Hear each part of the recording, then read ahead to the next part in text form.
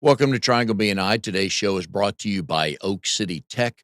Folks, we talk all the time about how loud and crowded the digital world is. You need professionals like Drago and his team at Oak City Tech to help you get your business out to your current clients and your future clients. You want them to know what you do and how well you do it, so they will sign up with you and you'll grow your business.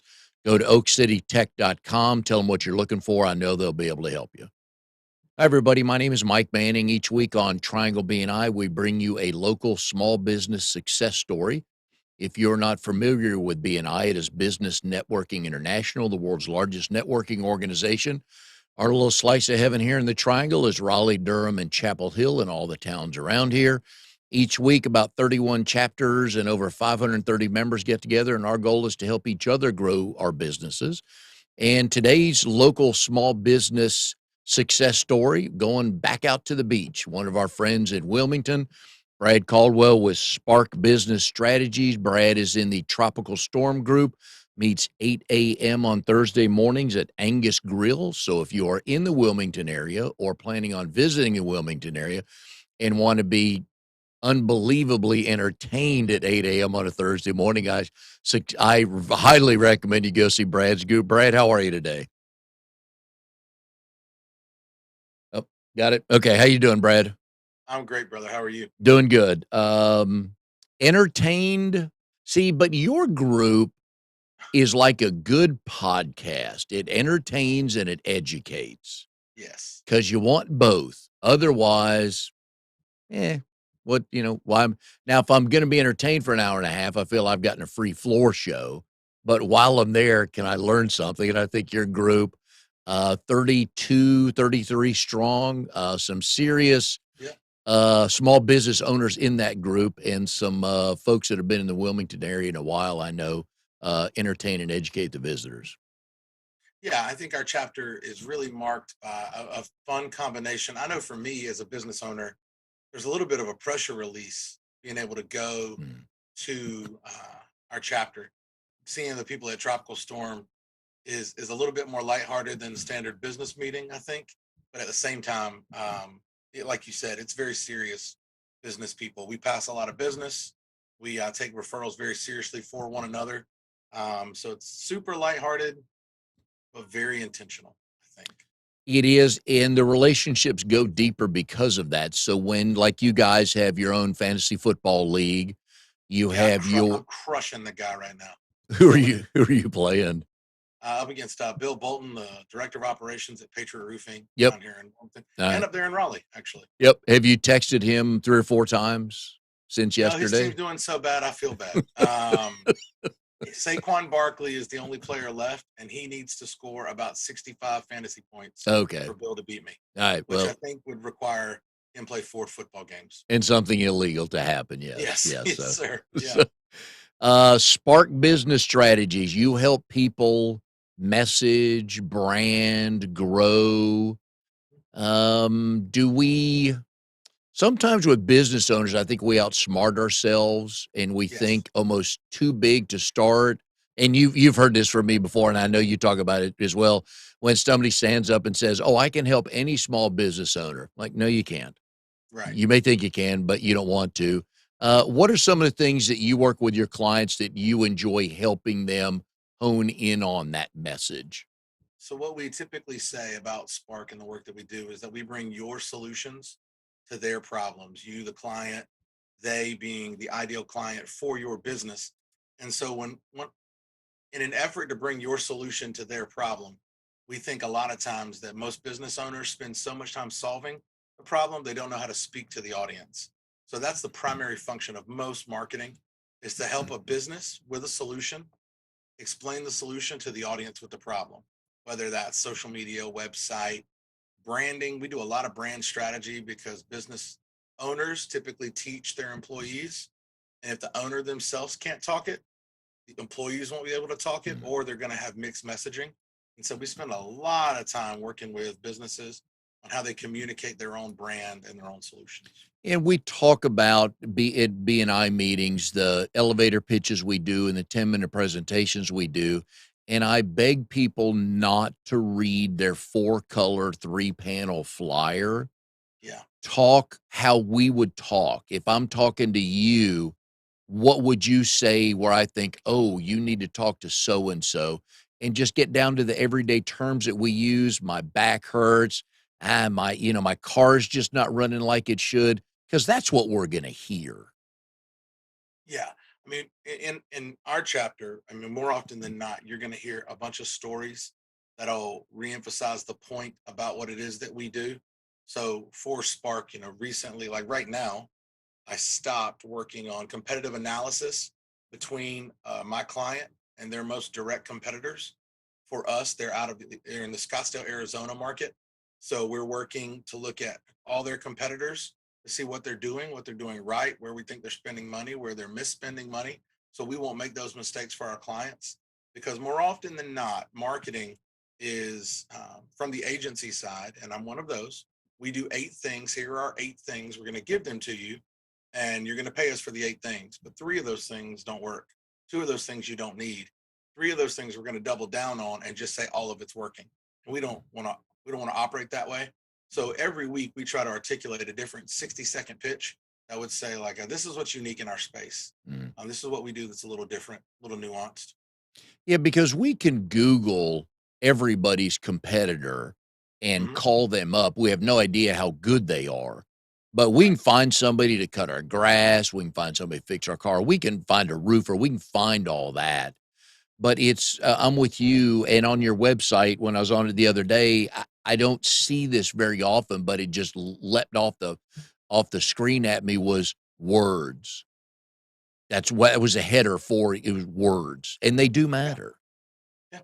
I mean, we say often everything speaks. What you Mm. say, what you don't say, how you present yourself, the way you look when you walk in the room, the way your worst employee looks when they walk in the room, how you train your employees, how you hire, how you interview, how you decide the cost of your goods, how you decide the amount you're going to pay your team, everything, how you speak about your revenue.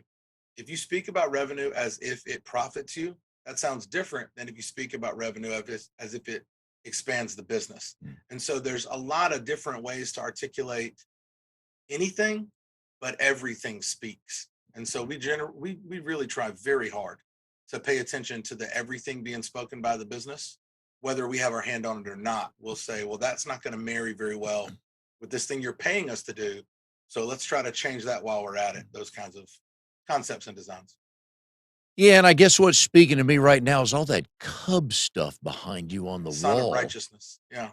Why well, you got your 1 World Series, so at least in your lifetime, you saw 1, Right. right? Yeah. For the longest time, my oldest child thought the Cubs were always good. Strangest reality. He's Uh, 13. yeah. So that run from '05 to '09, Yeah. where we were in the wild card, we won the division, we were in the NL championship, we were in the World Series, we won the World Series. Mhm. He was like, man, come October, dad's gonna be freaking out. We're gonna watch a lot of TV at night. And dad's gonna be glued to the TV and we can't ask him for anything. Um, It and yeah. and he thought that was normal. He really did. It's kinda like 22-year-old fans living in New England. Yes. They think like, "Wow, it's always been this good with the Red Yeah. Sox and the Patriots and the Bruins." Like, "Nah, dude, your Patriots were awful before Belichick got there." Hmm. Yeah. Yes, sir. One of the things I really like about what you guys do and small business owners, when we start a business, we've got a million thoughts, and we think about half of them are awesome and we're gonna make a ton of money, which I love the optimism. But you say start with a strategy, whereas most small business owners start with, I got a product and a service, and I need to keep my doors open because I got to pay the bills while I grow this business. And there's really no strategy on how they're going to achieve their goals. Yeah. Think of it like going to a firing range. So in a firing range, there are rules and then there are strategies. The rules would say this one area is where you're allowed to shoot from. So you're going to go to either this station or this booth. If you're indoors, if you're outdoors, you're going to, maybe there's an awning, there's a spot, there's a place where targets are marked.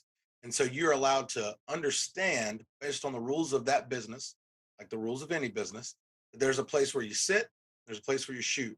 Most business owners come into business with a ready, fire, aim approach, and then they try to bend the bullets. For the rest of their business life, they're trying to bend bullets they fired on day one. Well, this is what we are, and it was never it was never true. That was never the career that they had adopted. Their solution is not how they defined it as. And they're trying to bend the bullets of those conversations constantly. And so, what we try to do is help businesses rest, ready themselves, aim, that's the strategy, and then fire.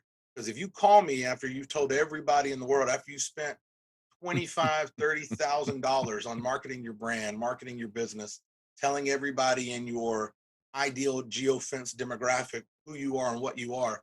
And then you ask me to make you a Facebook account that's going to make you a bunch of money, but all the marketing you push forward doesn't speak the truth of what your brand or business is.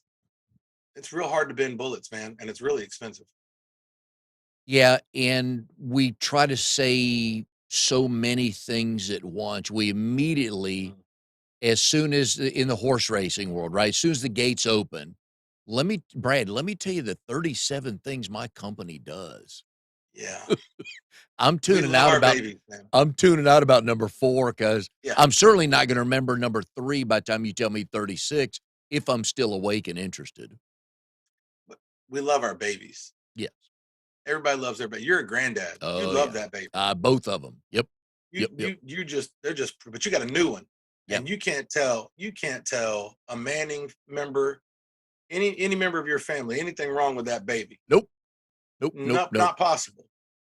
I mean, But man, if some this is how talented my 6-week-old granddaughter is. Dude, okay, she's starting to lift her head. I know most babies don't do that till they're 4 years old. That's how good she is. till they're 4 years old. But No, man, but I think in the same way, but think of it like dog years.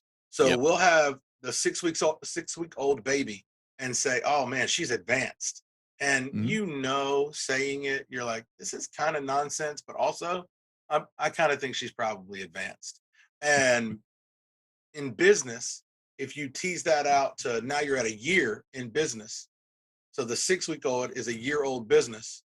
You've spent a year of your business talking about that hammer that you make and how it's the greatest hammer Mhm. ever, but you're telling your Yeah. grandparents and your mom and them and your wife and your kids and your neighbors, and you're not talking to anybody who actually needs your hammer, and you're not saying anything that articulates what makes it a unique hammer.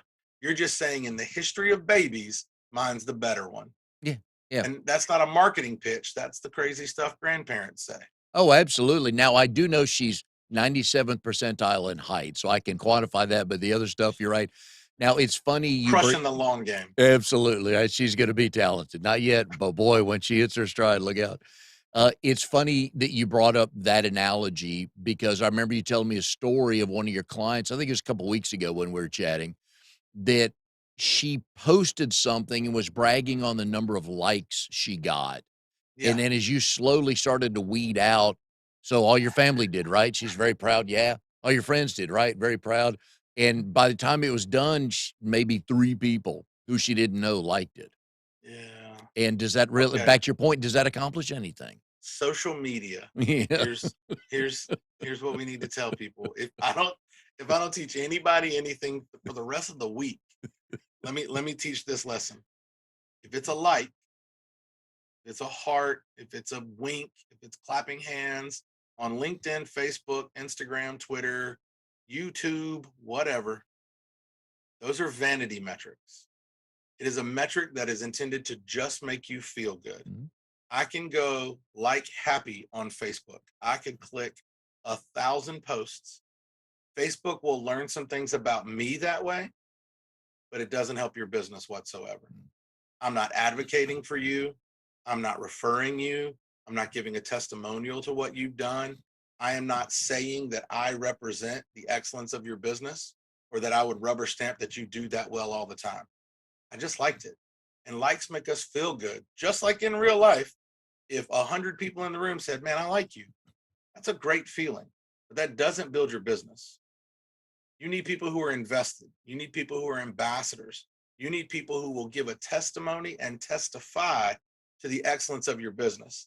And a lot of us get really, really excited about doing the fun, kitschy stuff that gets us a lot of likes. We're like, oh, we went viral because 10,000 people saw my video. How much money did it make? Yeah. Nothing. Then you went, that virus that you got was about as productive as a cold. Like, it's annoying, and people are going to bring it up to you, but they're not buying from you. And we're in business. It's one of the ways that personal personal influence, personal branding, influencers have kind of ruined that strategy of marketing, because when they get likes, Mm. those likes correlate to their sponsors, and their sponsors pay them more. Yeah. But if you're not being sponsored for the content you're making, you're not making any money for that content. Well, you're sponsored by you and you can't pay yourself because the phone didn't ring. So I'm with Right. you on that. I'm Yeah. totally with you on that. Yeah. Another question I wanted to ask you about, there are a lot of people, especially during COVID, started a side hustle. Hmm. All right. And some of those turned into wonderful businesses. I think we can look to Amazon and Apple that started Yeah. out of the garage, right? Most of them Yep. aren't going to get that big, but a lot of people have always wanted to, pet sit, or I've always wanted to do, build websites, a side hustle, stuff like that. So what's a couple things they can do?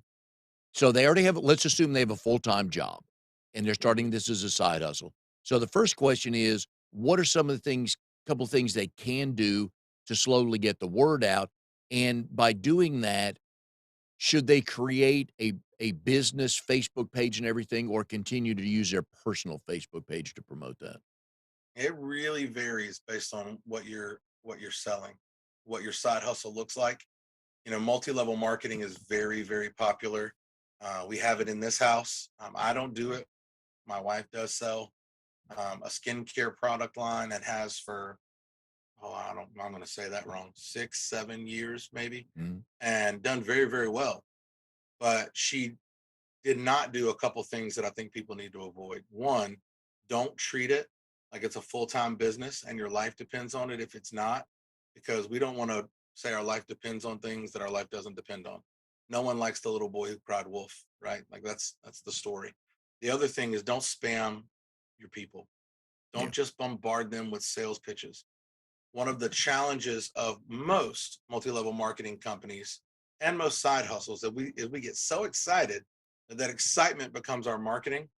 And think of a toddler when they're excited and they come in the house. I have a 3-year-old in this house.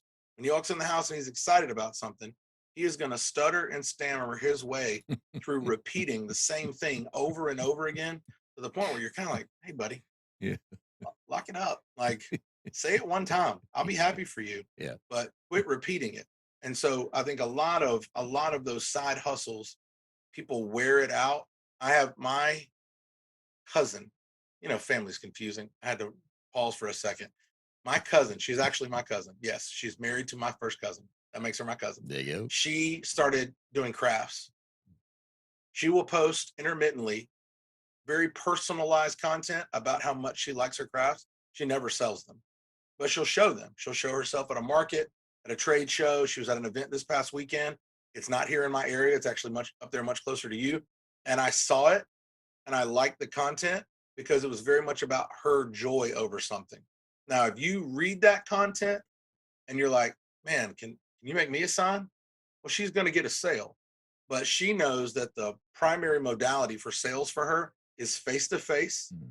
in trades, at fairs, under a booth, in a kiosk, whatever. And that's really, really good. So that when she gives her freedom in her sort of marketing, like when we give a referral to something, we talk about, if I say I love the new gutters we got in our house, I'm essentially telling you that I really like my house, or that I care about my house, or that I'm invested in my house. You can come to my house and see that I like it, but you're going to kind of get the feel for it just on that post, just on that referral. It's the same way when we talk about our side hustles. If you are leaning on Facebook to make all your sales, Mm. be very intentional about that. And then maybe navigate looking at like a group page, a business page, a public figure page, if that's what your speed is. Yeah, and some people that have a small business, or whether it's a side hustle or a full-time business, I'm iffy sometimes on their Facebook page because I get the business, I get maybe something they think is funny um, uh, in the world today, may or may not get politics, which I that's a whole nother podcast. And then I get like a couple pictures of their dog. I'm like, what are we doing here? And maybe that's just me, but I'm all over the place. I'm not focused on Yeah, anything with you. it's about balance. I don't necessarily believe in like the super ethereal, like manifestation and balance kind of balance. But when you're promoting yourself, it's a long walk in the same direction. And if you're going to have three or four things that you post about them consistently and kind Yeah. of the same way. So if you were to go on my Instagram page, my Facebook page, you'll see quotes, you'll see my kids, you see a lot of my kids. Mm. You'll see me out doing networking, network marketing type stuff. And you'll see a lot of the things that I'm into. You'll see a picture of bourbon, baseball, Mm. some albums, the Bronco. You'll see all of that stuff. But that's pretty much my life.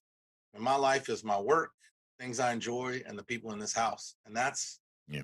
And that's just authentic from where I'm at. But I don't have a product to sell. I'm positioning myself as an expert in a couple different fields without ever telling you Yeah. buy a shirt from me or get your marketing from me or have me come speak at your event. What is the oldest album you have in your house? Oh, mercy. It's probably jazz. Okay. How long It's have you probably owned that? jazz, like 1930s, 40s type Alright. stuff. How long what's the one you've owned the longest or one of the first ones you remember buying? Probably something that reminded me of my grandfather. Okay. Love my grandfather very much, and he listened to old country music. There you go. So there's probably a Merle Haggard album over there, probably like right behind me. Yeah. That is one of the first one, is at least the most remarkable one I bought. I think it's the first time I bought one album. Like I didn't buy a box. I didn't go to a yard sale. I saw that one album and I was like, oh, that's old. Yeah. That looks like it smells like my grandfather. Were you a member of Columbia Records like the rest of us where we got 9 albums for a penny and then they hooked you and like, "Man, I can't get away from these people." Oh, back in the CDs days? Uh-oh. Yes. No, albums. That's how old you're No, young. I'm too young, man. Yeah, I'm yeah. too young. But that was a Did you cool know deal. did you know that for the last 2 to 3 years, the leading music physical purchase, so like not downloads, but a physical purchase, I think for 2021 and Mm. 2022, the number one thing that was bought was vinyl. They're coming back, yeah. Yeah, those were the most physically purchased pieces of Yeah. music. CDs were second, and then on down to other different little products that you can buy. But albums are huge right now. Yeah, I grew up here in Raleigh, and so we would go to Crabtree Mall Oh yeah, and I know Crabtree well. Go to Sam Goody's on the 2nd floor, I think it was on the 2nd floor, and just flip through albums and just looking for, whatever we were listening to back then, looking for a new album or a cool album, and that was a blast. I thoroughly I'm, enjoyed that. I can't believe Sam Goodies was there back then. Thank you. I It was I even was in invented. That's how old I am. It was when actually I was a around when college student. When I was a student at Elon, one winter, I was the stock boy at Crabtree Valley Mall at the Abercrombie. Yep. Oh, look at you. hmm A stock boy, man. Yeah, okay, sure. They didn't put this up front. They Okay, said, get in alright. the back, Yeah. grab some boxes. Did you get to wear any of the clothes? Oh, you have to. Yeah. Okay, there you go. Yep. You look good in them, right? Even though they wouldn't let you up front? They would let me up front right after the store closed. Right after it closed. Now, the other thing we would do when we went to Crabtree was after we went to Sam Goody's, we'd sneak down to Spencer's and see what dirty posters they had in the back. On that, we have that same mall experience. Very much so. Very much so. When you and your wife, Grace, are having a discussion and you're trying to defend something non-business related, does she know when you turn on your branding hat and tell you to turn it off? She does not tell me when to turn it off. Or just tells you Um, she doesn't believe it? yeah, yeah. Now she might say, "That's a great question." When we're is discussing something like discussing something Yeah, like yeah, when we're just talking about different things, we have unique interests. yeah. She's worked kind of behind the scenes in film in like a healthcare role Ooh, for the last year and a half, 2 years. as COVID kind of allowed people to come back to shooting. Wilmington's really popular for that. Oh, yeah. And so we'll talk about things that we both know nothing about, like stunt driving, Yeah. how to build a set and tear Yeah. it down. Yeah. And in those situations, we're both pretty good at when we know we don't know, Alright. not really holding very tight to our opinions on something. Um, and in that situation, she's going to say, "Well, I saw, and Yeah. man, what can I do about that? Yeah. I've never seen it before." But if you were trying to buy something, be it, let's say, a jet ski or, whatever, solar or a dish or something, and you really, really wanted it, and you knew you had to sell her on it, would she know she's being sold from you? Yes, Okay. 100%. Okay. Because I'll have a plan. Be like, all right, so this is. I'm trying to think of the last time I did that. Like the Bronco that's Yeah. out there Oh, was yeah. actually her idea. I Oh, love that thing, yeah. but she was like, "I think it's time you get your car," and I was like, "Well, I got one," and I didn't know she meant my car, and so I I just said yes. Yeah, I don't make a lot of big purchases. Alright. Now Stuff makes me in a nervous. nutshell, to explain this Bronco, it's got a killer back seat in the tr Majestic. Yeah. in the, I wanna say the trunk, but it's not the trunk, in the Yeah. So bed. if you're unfamiliar with old Broncos, it's a 1979, and so the chassis of that truck, that vehicle, kind of the precursor to the SUV, is a truck chassis. It's a Ford Ranger chassis, but the old Ranger, back when Rangers were bigger, and so it sits long like a truck, but it's not as big as like what trucks were back Mm, then because trucks were so much bigger and bulkier. So when you don't have a tailgate, you can mount a back seat farther back. okay. And so there's about 3 foot of space from the front seat to the back Yeah. seat. It's a significant amount of space. But the Now pop yep, comes off and all yep, that stuff. but you are dad of the year when you take your kids to school in that truck, right? Especially my 13-year-old. Yeah. Yeah, he does enough stuff at the middle school and now starting to do some art stuff at the high school where I mean he's like, "Dad, slow down." Like, Yeah. why? Yeah. I just want to take a little bit longer. There you go. And he's sitting in the back seat looking. He always sits in the back seat. Waving to his people, isn't he? Yeah, yeah. Puts his headphone, he puts his little earbuds in, and leans back with his eyes closed, his hair blowing in the wind. And I'm just sitting there driving Miss Daisy. It's Yeah. fine, fine. You are tickled. So you've got an 8th grader, a 3rd grader, and a preschooler, right? Yeah, it was Alright. terrible planning. Yes, sir. Speaking of planning, you should have sold it better to Grace on that one. But anyways, so what have you learned from the 8th grader and the 3rd grader that you now apply to your preschooler? Don't stress. Don't stress about. Give up the right to be offended and embarrassed by a kid.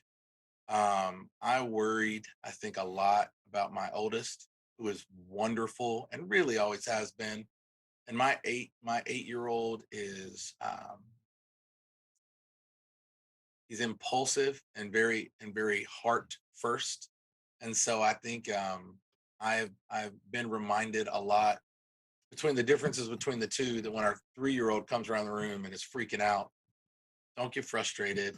Give him a minute, teach him to slow down like you've been taught to slow down, and then just allow him to kind of say his piece. I think more than anything, the third kid has been because he's crazy. He is insane. We have learned from our oldest two to apply a lot more patience. Yes. You were before we came on the air, you were about to tell a baseball story. You had baseball practice over the weekend. You're about to tell the Oh story, yeah, and I stopped you because I wanted all of us to hear it at the same time. So the floor yeah. is yours. So I coach. I'm an assistant coach. I've been the head coach for the last few years, and because of work and business and all that stuff, I just didn't want to be able to dedicate that much time, and I certainly didn't want to not show up to a practice or a game because of work. And that's borne out to be accurate. There's 2 games this week, and I won't be able to make it to one of them. So I'm kind of the de facto pitching and catching coach. I pitched in high school, and I wasn't too bad. And so now I'm teaching kids how to pitch. Well, I haven't thrown. I messed up my shoulder, and when I was in high school, and haven't really thrown a lot of baseball until now. My oldest child never played. My middle child now plays a lot. And um, so yesterday I was pitching to a bunch of kids because it's a kid pitch league, so they need live arm practice, not a machine, not a toss or anything like that. And so I'm up on the pitching mound, pitching to one of our better kids, and he's running his mouth.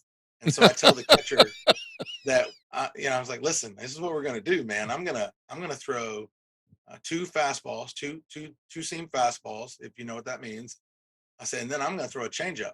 And the catcher was saying, I've never caught one before. And I was like, that's fine because it's slower and it'll be low. It'll be low. Did you ask him if he had his And cup on? and I did. Oh, yeah, we won't let them get back there if they don't. So the first two pitches come in and they hum right in, and they're good.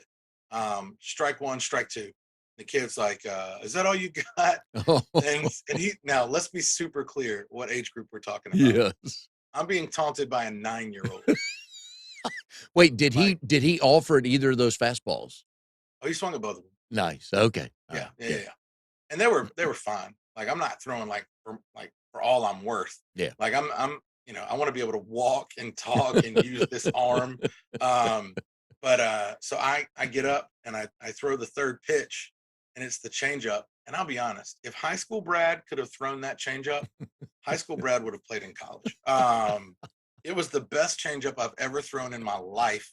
And this kid swung as hard as he could. He swung, I don't know, a half a second early, which is a lot in the pitch, and fell over. And when he fell over, I just got this huge smile on my face.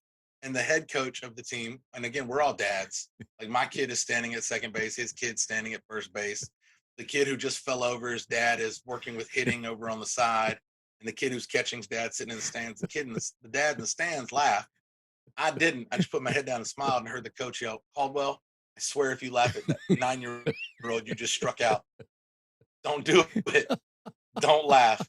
And it's the highlight of my adult pitching career right there. What words did the batter have for you after that one? Good pitch, coach. Good pitch. What was that, coach? It was a changeup, man. He'll want to see you again with that changeup, right? Oh yeah. I told him I didn't think any other 9-year-olds were going to have that in their arsenal. Yeah.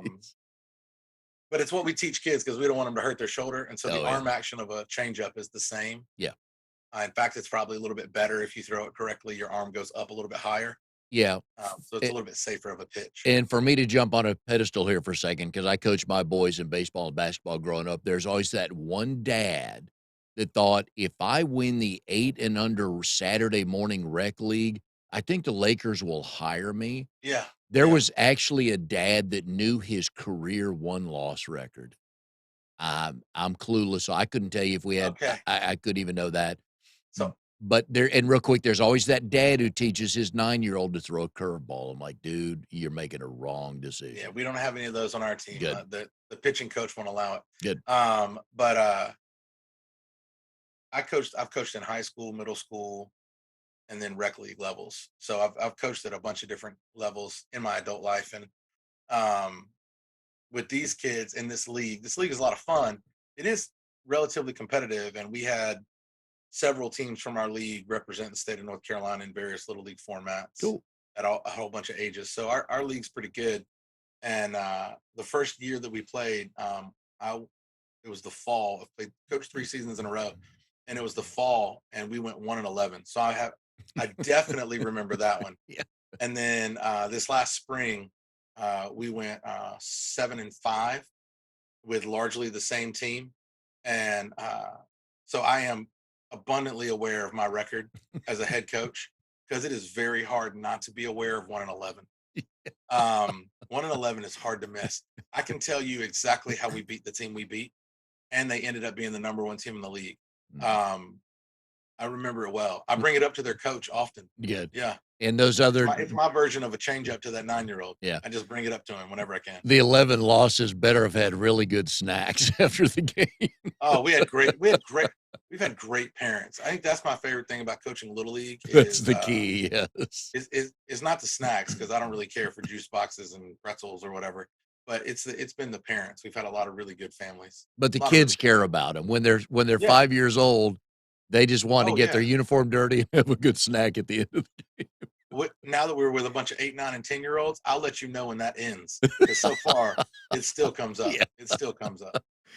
All right, one of my favorite questions to ask people on the show that are married is, so your wife's name is Grace. Yeah. Um, how did you 2 meet, and do you both tell the story the same way? No, we do not tell the story the same way. Um, so, but how did we meet? Quick version. That's why we tell it differently. She'll say something like, "We met online," and that's what she'll say. She'll leave it at that, and that's so disingenuous to the story. That's why I don't say it that way, because I was working and living with my alma mater, Elon University. I was doing campus ministry. I used to be a pastor, and so I was working at Elon doing campus ministry, having a great time. And a buddy of mine called me and asked me to come to Ohio to help at the church he was at. And so I was like, well, it seems like a good opportunity. I better go take it. So I took off to go to help. But before I left, it was during the Christmas break when I made the decision to go, and the timing just worked out to get me there in the first week of January. So the college kids weren't going to be back. The ministry would keep going, but the college kids weren't going to see me again. And so I sent out, instead of in email marketing, we didn't really have that in 2006. So instead, I sent out a blog on a platform called Zanga, Jesus. xanga.com. And I sent out, it had pictures of Dayton, Ohio, and I've never lived this close to the Colts. I'm a Colts fan. I've never lived this close to the Cubs. I'm a Cubs fan. And so I was like, this is going to be great. Meanwhile, a young woman was transferring from junior college to a college just outside of Dayton. And her best friend looked up things like the Chicago Cubs ministry Christian Dayton, Ohio, and Wow. found the most recent post was by a minister moving from North Carolina to Ohio. And she showed her friend. Her friend sent me a message and said, "Hey, I'm going to be really close to the church you're going to work at. Let me know when you get there, and I'll come visit the church." So my first full day in Ohio was a Sunday, and I was with the college class teaching, and a college student walked in, and it was the girl from Zenga, and her name is Grace, and that's how we met. Wow. Yeah, she doesn't do that story justice.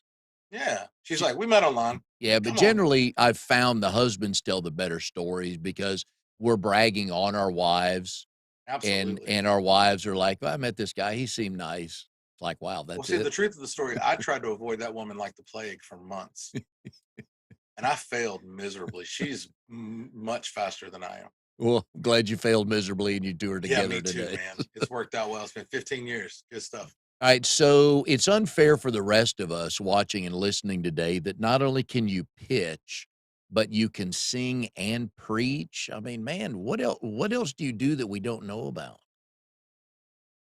I mean, you got a classic Bronco that you drive, you're the Mm, cool dad, your kids are in the back seat, loving life, and you're an ambassador to the, Port City Young Professionals groups who get to mold young business minds. I mean, what's yeah. what's left for you? Mm, left. Man, I think all of the good things, and I received that. I do think there's a lot of good things that have come in life, and I Yeah. think a lot of it has been head down. I mentioned this earlier. Recognize that life's a long walk in the same direction. I don't want the turns. I want if there's going to be a turn, I don't want to be taking it at 80. No. I want to be coasting and enjoying the scenery. I want to be grateful for who's in the ride with me. And I think that's probably because there's been hard things. I used to preach a lot, and now I'll do the occasional wedding, funeral. Mm. Did one of a wedding in July. I'll do another one in up in Raleigh, well Durham, in October. And I'm a lot of people who don't go to church as pastors, and I get that honor Yeah. because I'm fairly steady. I think that's been the trick. I don't know that there's any. I was Elon's mascot. I remember. Yep. Yeah, so I Yep. took dance for like 6 7 years, tap, jazz, and ballet. Can you still dance? I don't know that I could back then. There you go. All right. I don't know. Ba-dum-bum.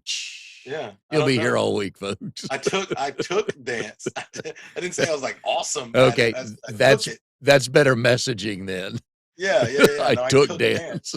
Yeah, look up Nina Wheeler School of Dance in Durham. Call her, ask her, and if she says, "Good Lord, no," trust her. Trust her.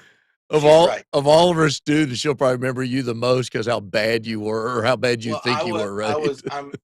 I grew up with her oldest child, so she does. No, I talked to Nina, so she will know me. So if you call and be like, "Do you remember a student named Brad Caldwell?" She's gonna laugh, Yeah. or she's gonna say something really nice that's probably not true. Oh, I hope she laughs. I hope somebody here listening knows her and will Oh, reach that'd be out to her, so and I good. hope she's honest That'd be and so laughs. good. Yeah, yeah. Uh, Someone call Nina. Tell Nina you I said that. For the folks who don't know you, tell us who the Aviators, Sharks, and Mill Rats are. Oh yeah, those are baseball teams. You can add Spartanburgers to That's that list. right. That's in Spartanburg, South Carolina. So the Sharks are the Wilmington Sharks, the Lafayette, Indiana Lafayette Aviators, the Johnstown, Pennsylvania Johnstown Mill Rats, and the Spartanburgers of Spartanburg, South Carolina are baseball teams that we get to oversee a lot of the marketing and branding for. We created the Mill Rats and the Spartanburgers. We've done social media and advertising and PR stuff for the Sharks, and we oversee all the digital marketing for the Aviators. So those are summer collegiate wood bat league baseball teams. So for like 2.5 months out of the summer, as soon as school ends for a bunch of college athletes, college baseball players, they have the opportunity all over the country. Really, there's Mhm. probably like a dozen at least Yeah. leagues that have these teams where the kids live in a host home, and they play baseball 2, 3, 4 times a week for about 2.5 months with a usually a college coach from another school. They all get recruited. They all send in videos. They all send in tapes and all that stuff. And it's a lot of fun. It's a really cool environment. It's almost pre-minor league. Have you asked to pitch a half inning? No, oh, that's such. I would get destroyed, but that would be That's so not much the fun. point. The point is not what happens. The point is it did happen. No, yeah, Oh man, Yeah. that's. I'm calling the owners of the Sharks today. Tell them in lieu of 1 week's pay that they give you for marketing, you want to pitch Yeah, just a half inning. yeah. Yeah. Oh my gosh. Do it. I mean, I'll get destroyed. It won't last a half It inning. won't matter. It'll It it'll be. won't I'll matter. pitch four batters, and Yeah. after they all destroy me, You you just need the pregame photo in uniform. It doesn't matter what happens after absolutely, that. Yeah. absolutely, that would be such great press and such bad photos.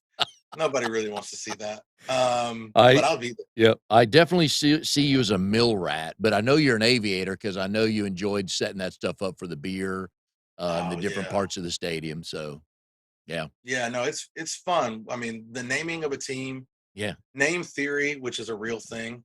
When you name a brand, you really need to think through kind of what their goals are. You really help a brand develop its branding mm, when you ask really good questions about the name. We've named SaaS companies, medical companies, trade companies, sports teams.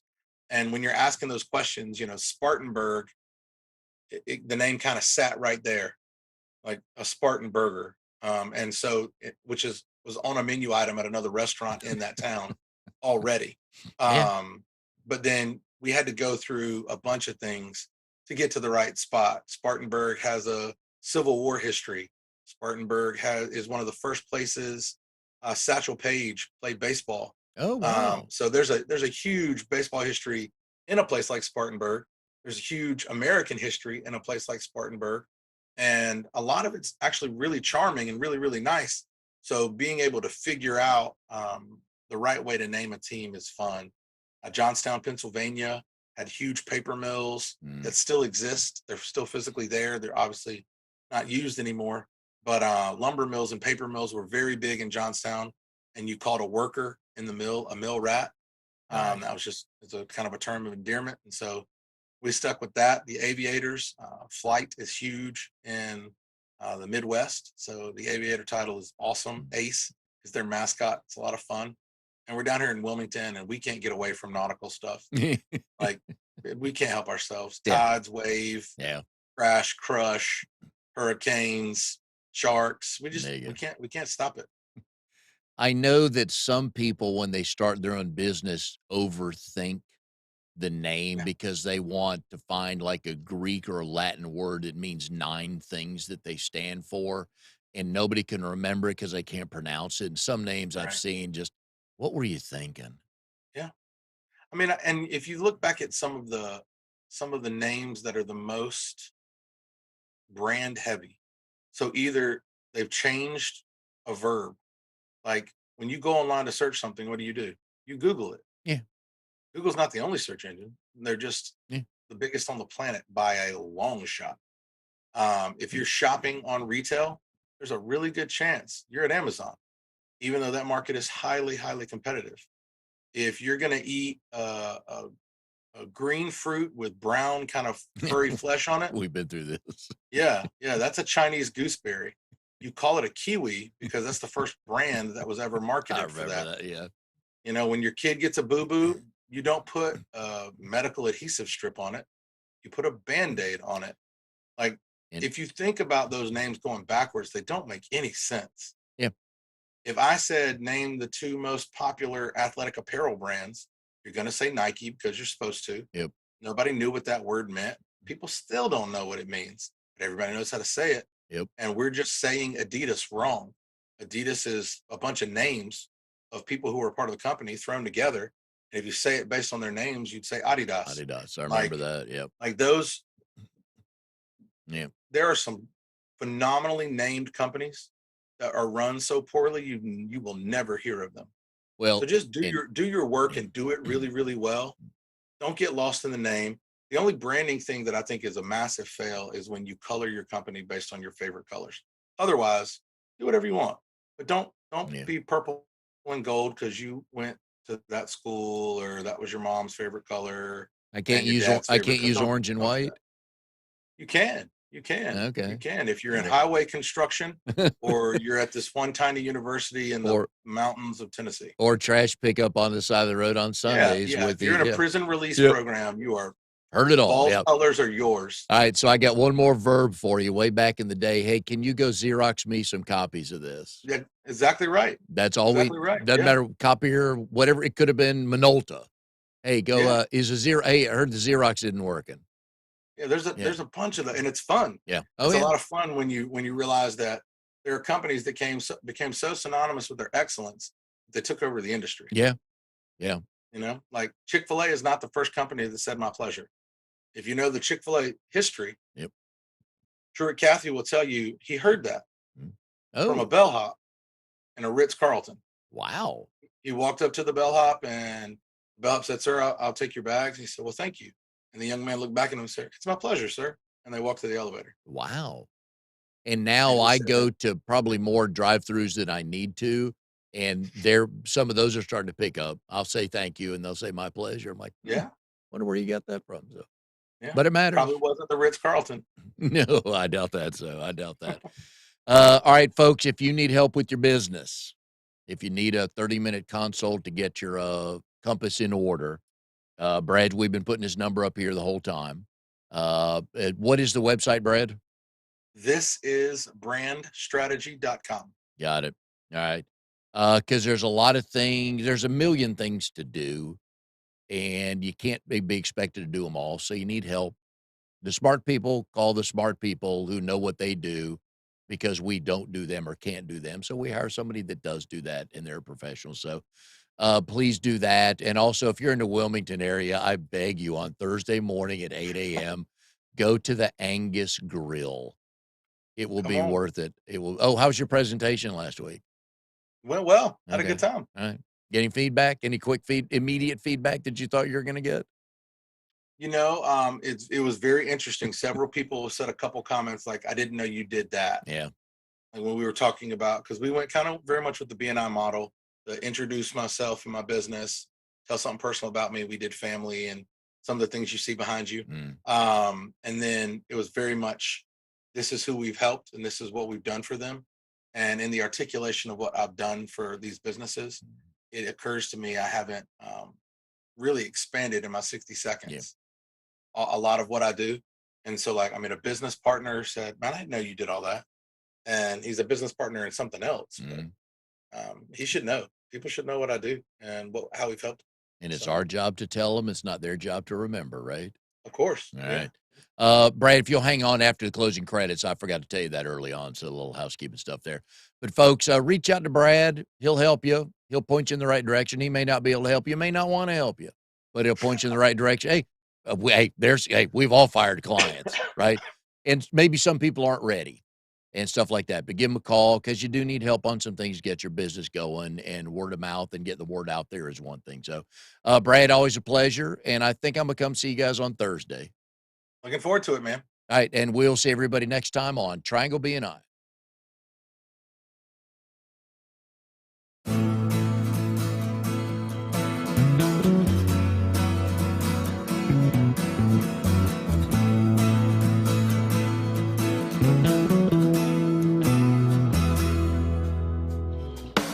You are tuned to the Nissan Communications Network.